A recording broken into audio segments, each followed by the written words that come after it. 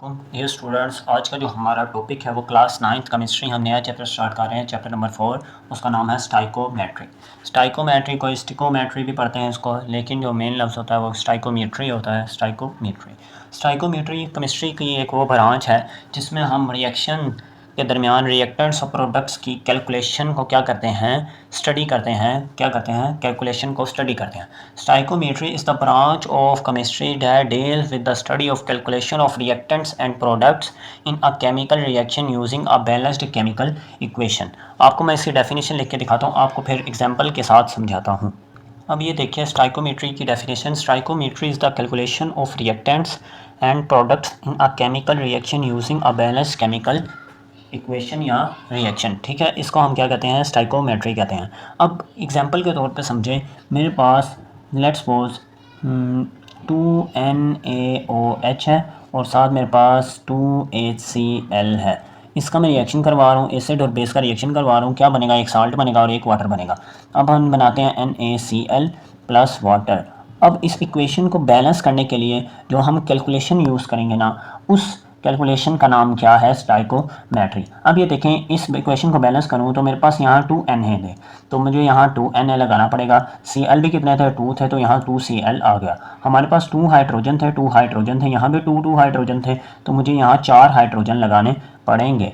अब देखें, ये इक्वेशन को बैलेंस करने के लिए मैंने नंबर ऑफ़ मोल्स को क्या किया? यूज़ किया। इस नंबर ऑफ़ मोल्स को कैलकुलेट करना यूजिंग बैलेंस्ड केमिकल इक्वेशन क्या कहलाता है? हमारे पास स्टाइकोमेट्री कहलाता है। स्टाइकोमेट्री समझ लगी? इक्वेशन से आपको अच्छे तरीके से समझ लगी होगी।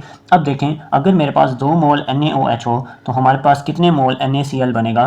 2 मोल NaCl बनेगा। अगर मेरे पास 2 मोल HCl हो तो मेरे पास कितने मोल वाटर बनेगा? 2 मोल ही वाटर बनेगा। अब देखिए, बैलेंस केमिकल इक्वेशन को यूज़ करके मैं कैलकुलेशन अपने से भी कर सकता हूँ। अगर मेरे पास 1 मोल HCl हो तो मेरे पास कितने मोल वाटर बनेगा? 1 मोल ही वाटर बनेगा, क्योंकि 2 मोल हो तो 2 मोल बनते हैं, अगर 1 मोल होगा तो 1 मोल ही बनेंगे। समझ लगी? इस कैलकुलेशन का नाम क्या है? स्टाइकोमेट्री। अब ये देखिए कि स्टाइकोमेट्री जिस लॉ पे डिपेंड करती है वो हमारे पास लॉ केमिस्ट्री में कहलाता है law of conservation of mass. इसके मुताबिक हम ना तो मैस को क्रिएट कर सकते हैं, ना ही मैटर को क्या कर सकते हैं? डिस्ट्रॉय कर सकते हैं। बस हम मैटर को ये लिख सकते हैं, हम स्टेटमेंट इसकी क्या है? Matter can't be created not be destroyed. ना तो मैटर को बनाया जा सकता है और ना ही मैटर को तबाह किया जा सकता है, बट लेकिन इट कैन कन्वर्ट, इसको कन्वर्ट किया जा सकता है from one form to another, एक फॉर्म से दूसरी फॉर्म में इसको तब्दील किया जा सकता है। ये क्या कहलाता है? Law of conservation of mass. अब ये समझिएगा कि केमिस्ट्री में हम स्टाइकोमेट्री में इसको कैसे डील करेंगे। स्टाइकोमेट्री में ये कहता है कि it states that the mass of reactants equal to the mass of product in a chemical equation। कि जो mass of reactants होगा, हमारे पास जो reactants आपस में क्या हो रहे हैं? रिएक्ट हो रहे हैं, उनका जो मैस है वो इक्वल होगा प्रोडक्ट के मैस के। ठीक है, ये आप लोगों ने याद रखना है। जो मैस ऑफ रिएक्टेंट्स है वो इक्वल होगा मैस ऑफ प्रोडक्ट के केमिकल इक्वेशन में। इस लिहाज से हम law of conservation of mass को लेके चलेंगे। जो तीसरी टर्म आपके पास जो इंट्रोडक्शन में आती है स्टाइकोमेट्री के, वो आती है मोल रेशो। मोल रेशो क्या होती है वो मैं आपको बताता हूँ। अब ये देखिए मोल रेशो क्या होती है। The stoichiometric coefficient in a balance chemical equation provide the mole ratio between the reactants and the products. ये देखिए, मैंने ऊपर एक एग्जांपल डिस्कस की थी NaOH प्लस HCl की। अब देखें, NaOH का जो कोफिशिएंट है वो क्या है? 2 है, और HCl का कोफिशिएंट क्या है? 2 है। इनके दरमियान जो रेशो है उसका फाइंड करना क्या कहलाता है? हम मोल रेशो कहते हैं। अब रिएक्टेंट्स और प्रोडक्ट दोनों के दरमियान मोल रेशो है। अब इन दोनों मोल रेशो की बुनियाद पर हम क्या करते हैं? इक्वेशन को बैलेंस करते हैं। बैलेंस करने के लिए कोफिशिएंट जो यूज़ होते हैं वो ही हमें मोल रेशो की इंफॉर्मेशन देते हैं। ये क्या कहलाता है? हमारे पास मोल रेशो। समझ लगी? उसके बाद जो लास्ट आपकी पैराग्राफ का है टॉपिक वो है इंडस्ट्रियल एप्लीकेशन स्टाइकोमेट्री की क्या होती हैं, वो अब हम डिस्कस करते हैं। अब जो हम डिस्कस करेंगे वो स्टाइकोमेट्री के इंडस्ट्रियल एप्लीकेशन है। स्टाइकोमेट्री इंडस्ट्रीज़ में यूज़ होती है। हमें पता है कि कुछ रॉ मटेरियल्स का हमने एक्सट्रैक्ट करना होता है, कुछ चीज़ों को मिलाकर हमने कुछ चीज़ें बनानी होती हैं इंडस्ट्री में। जैसे मेडिसिन है, मेडिसिन को बनाने के लिए कुछ रिएक्टेंट्स प्रोवाइड होंगे तो हम उनके प्रोडक्ट्स बना सकते हैं। इस वजह से फार्मास्यूटिकल इंडस्ट्रीज़ होगी, कुछ टेक्सटाइल इंडस्ट्रियाँ, वहाँ किसी चीज़ की कैलकुलेशन करना, उसमें भी स्टाइकोमेट्री को क्या किया जाता है, यूज़ किया जाता है। आपकी जो बुक कहती है in industry stoichiometry is use to determine the exact amount of raw material needed to produce a specified amount of product. ये देखें, ये जो आपकी बुक कहती है industries stoichiometry is use to determine the exact amount of raw material, जो हम raw material के अमाउंट को क्या करते हैं, यूज़ करते हैं, उसके एग्जैक्ट अमाउंट को कौन बताता है, स्टाइकोमेट्री, जिसको इस्तेमाल किया जाता है कुछ एग्जैक्ट अमाउंट प्रोडक्ट बनाने के लिए। समझ लगी? इसका ये हमारे पास स्टाइकोमेट्री की क्या है, इंडस्ट्रियल एप्लीकेशन है। आगे जो हमारा टॉपिक है वो केमिकल फार्मूला के बारे में है। Chemical formula of elements. आपको पता है एलिमेंट जो होते हैं कैन एग्जिस्ट एट एटम और मॉलिक्यूल के फॉर्म में एलिमेंट एग्जिस्ट कर सकता है। मेन पॉइंट की पॉइंट्स में लिख देता हूँ, आप नोट कर लीजिए। ये देखिए मैंने कुछ की पॉइंट्स लिखे हैं। एलिमेंट एग्जिस्ट एज एटम और मॉलिक्यूल। एलिमेंट्स एटम और मॉलिक्यूल की फॉर्म में क्या कर सकते हैं, एग्जिस्ट कर सकते हैं। Like sodium, calcium, carbon, other elements such as. Sodium, calcium और कार्बन जो है ये एटॉमिक फॉर्म में क्या करते हैं, एग्जिस्ट करते हैं। ऑक्सीजन का मॉलिक्यूल है, नाइट्रोजन का मॉलिक्यूल है, हाइड्रोजन का मॉलिक्यूल है, ये मॉलिक्यूलर फॉर्म में क्या करते हैं, एग्जिस्ट करते हैं और इनके दरमियान क्या होते हैं, केमिकल बॉन्डिंग होती है। अब केमिकल फार्मूला आयोनिक कंपाउंड के लिए हम स्टडी करेंगे। आयोनिक कंपाउंड में केमिकल फार्मूला कैसे बनता है, केमिकल फार्मूला आयोनिक कंपाउंड से कैसे बनता है वो हम डिस्कस करते हैं। आयोनिक कंपाउंड में केमिकल फार्मूला कैसे पाया जाता है। आप देखते हैं कि NaCl सोडियम क्लोराइड NaCl, इसके दरमियान क्या होता है, आयोनिक बॉन्ड होता है और ये इसका क्या है, NaCl केमिकल फार्मूला है। इसकी हम अगर मोल रेशो निकालें तो सोडियम 1 है हमारे पास और क्लोरीन भी 1 है। 1:1 इसकी क्या निकलेगी, मोल रेशो निकलेगी। अब कोई भी एलिमेंट कैसे ले लें, लेट्स सपोज के पोटेशियम ब्रोमाइड, ये इसकी भी मोल रेशो क्या होगी, 1:1। ये भी क्या है, एक आयोनिक कंपाउंड है। KCl पोटेशियम क्लोराइड, इसकी भी मोल रेशो क्या होगी, 1:1।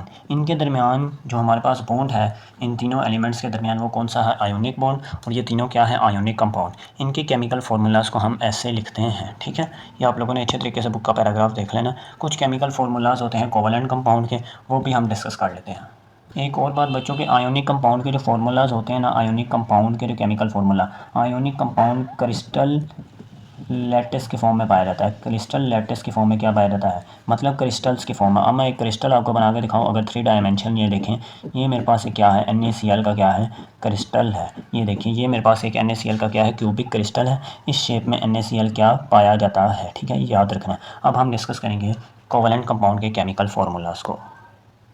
कोवलेंट कंपाउंड की बात करें तो सबसे पहले आ जाता है वाटर, आ जाता है H2O, हमारे पास अमोनिया आ जाती है NH3 गैस, उसके बाद हमारे पास CH4 मीथेन आ जाता है। इन सब के दरमियान कौन सा बॉन्ड पाया जाता है, कोवलेंट बॉन्ड। और इनका केमिकल फार्मूला कैसे लिखा जाएगा, H2O NH3 और CH4।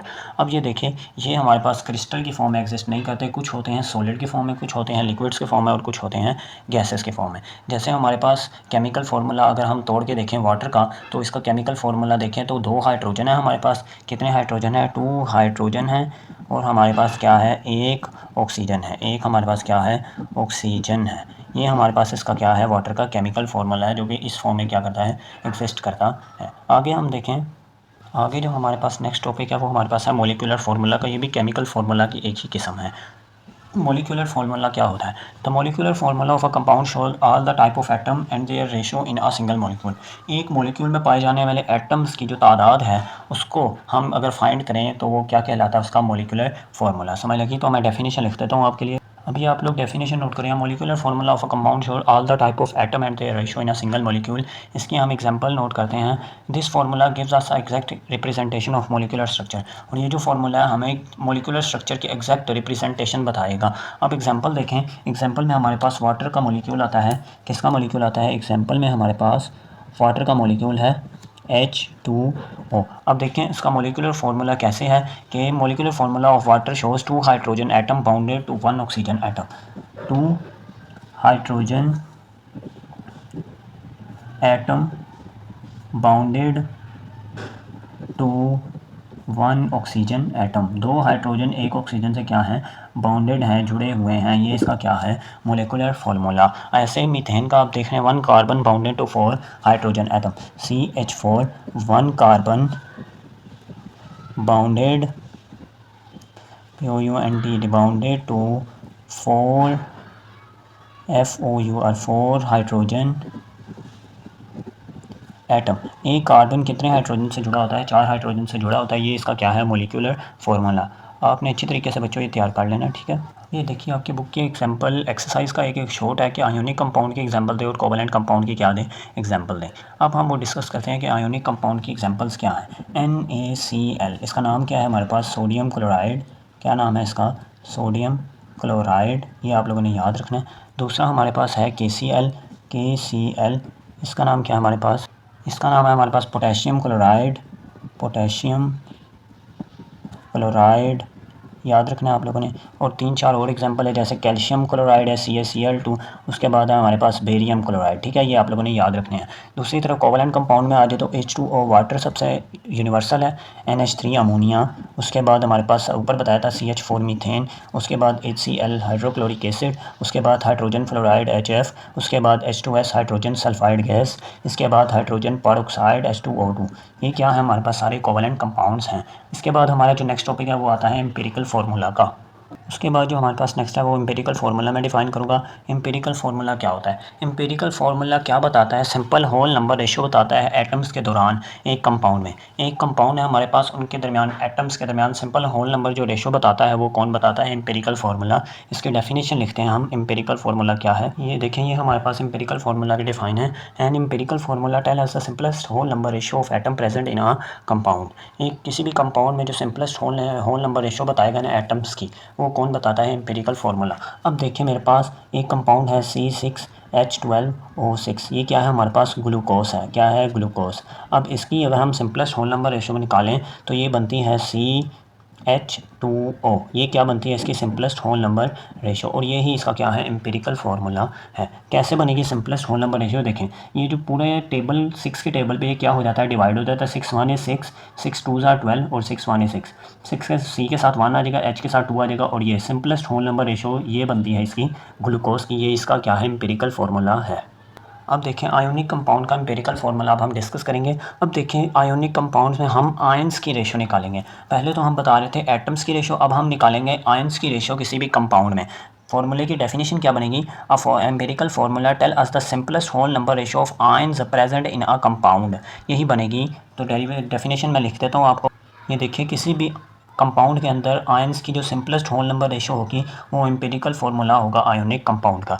इसकी जो आपकी बुक एग्जांपल डिस्कस कर रही है वो है हमारे पास कैल्शियम फ्लोराइड की। किसकी है? Calcium fluoride CaF2। इसकी जो सिंपलेस्ट होल नंबर रेशो है वो हमारे पास है 1:2 है। हमारे पास क्या है? 1:2 इसकी क्या है? सिंपलेस्ट होल नंबर रेशो है। और ये कैल्शियम फ्लोराइड का ये मॉलिक्यूलर फार्मूला भी है और यही इसका एम्पिरिकल फार्मूला भी है। अब ये देखें, हम एम्पिरिकल फार्मूला पढ़ेंगे कोवलेंट कंपाउंड के हवाले से। आपकी बुक जो कहती है कि एम्पिरिकल फार्मूला कोवलेंट कंपाउंड का मॉलिक्यूलर फार्मूला से क्या होता है? डिफरेंट होता है। इसकी हम एग्जांपल पढ़ते हैं कि हाइड्रोजन परऑक्साइड एक क्या है? मॉलिक्यूलर फार्मूला है कोवलेंट कंपाउंड का। क्या है? मॉलिक्यूलर फार्मूला है कोवलेंट कंपाउंड का। हम फॉर एग्जांपल एक कोवलेंट कंपाउंड डिस्कस करते हैं। कौन सा? Hydrogen peroxide H2O2। ये इसका क्या है? Molecular formula. एम्पिरिकल फार्मूला इसका क्या होगा? HO। ये इसका क्या है? एम्पिरिकल फार्मूला, जो कि सिंपलेस्ट होल नंबर रेशो है प्रेजेंट बिटवीन एटम्स। अब दूसरा बेंजीन है हमारे पास। बेंजीन का मॉलिक्यूलर फार्मूला होता है हमारे पास C6H6। इसका जो एम्पिरिकल फार्मूला होता है वो हमारे पास होता है CH। अब देखिए एम्पिरिकल फार्मूला टोटली डिफरेंट है किससे? मॉलिक्यूलर फार्मूला से। इस वजह से कोवलेंट कंपाउंड का जो मॉलिक्यूलर फार्मूला और एम्पिरिकल फार्मूला है एक दूसरे से क्या होता है? मुख्तलिफ होता है। समझ आ गई आप लोगों को? अब देखिए कुछ ऐसे कंपाउंड्स होते हैं जिनके एम्पिरिकल फार्मूलाज क्या होते हैं? सेम होते हैं। अब देखिए लेट्स सपोज क्या है? बेंजीन है। बेंजीन का भी मैंने आपको फार्मूला बताया C6H6। ये क्या है हमारे पास? बेंजीन। क्या है हमारे पास? बेंजीन। और दूसरी तरफ हमारे पास एसिटाइलिन है, उसका होता है C2H2। अब ये क्या है? एसिटाइलिन। एसिटाइलिन। अब ये देखें, इन दोनों का मैं अगर एम्पिरिकल फार्मूला इकट्ठा करके लिखूँ तो वो बनेगा CH। अब देखिए ये दो अलग-अलग कंपाउंड हैं, इनके मॉलिक्यूलर फार्मूलाज क्या है? डिफरेंट है, मगर इनका जो एम्पिरिकल फार्मूला है वो क्या है? सेम है। इस एम्पिरिकल फार्मूला की बिना पर हम कह सकते हैं कि इन दो कंपाउंड्स का कॉमन एम्पिरिकल फार्मूला है। ये था आज का लेक्चर। उम्मीद है बच्चों आपको अच्छे तरीके से समझ आ गई होगी। मिलेंगे नेक्स्ट वीडियो में, तब तक बच्चों अल्लाह हाफ़िज़, अपना ख्याल रखिएगा। Thank you so much.